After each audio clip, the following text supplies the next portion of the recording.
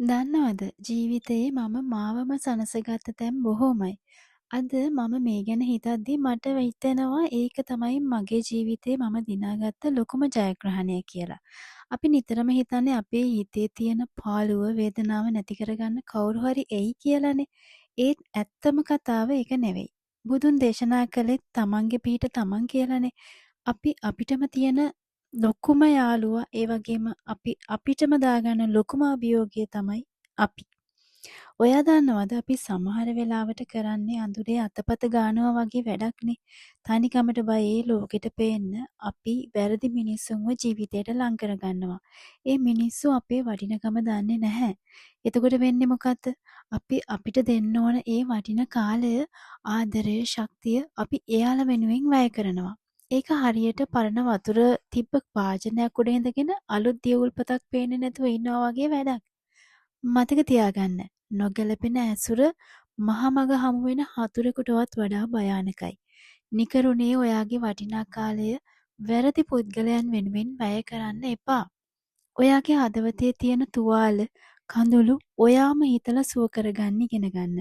ඔයා යම් තැනකදී තනි වෙලා නම් ඒක අසාර්ථක වීමක් නෙමෙයි. ඒක ඔයා ඔයාවම හොයාගෙන යන්න ජර්නි එකේ පටන් ගන්න කියලා හිතන්න. අතපත ගාමින් ඉන්න අඳුරෙන් එළියට එන්න. එතනින් අයින් වෙන්න බය වෙන්න එපා. ඔයා ඔයාවම හරියට තේරුම් ගන්න මොහොතේදී ඔයාට ගැළපෙනම මිනිස්සු සහ ඔපචුනිටිස් නිකම් ඔයාව හොයාගෙන එනවා.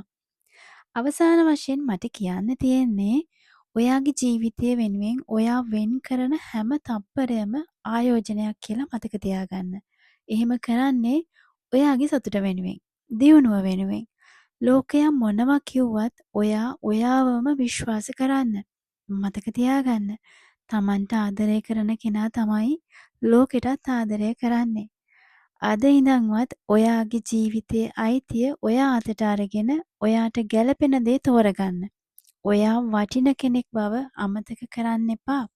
අදින් පස්සේ ඔයාගේ වටිනා කාලය ඔබට ගරු නොකරන කිසිම දෙයක් වෙනුවෙන් වැය කරන්න එපා.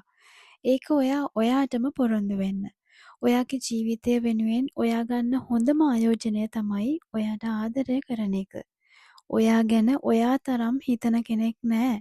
කාලය නාස්ති නොකර ඔයාගේ වටිනාකම දන්න මිනිස්සු විතරක් ඇසුරු කරන්න. ඔයාට ගරු කරන අය ළඟ විතරක්ම නතර වෙන්න. ඔයාට ආදරය කරන අයට විතරක් ඔයා ආදරය කරන්න. ඔයා මේ ලෝකෙට ගොඩක් වටින කෙනෙක් කියලා අමතක කරන්න එපා.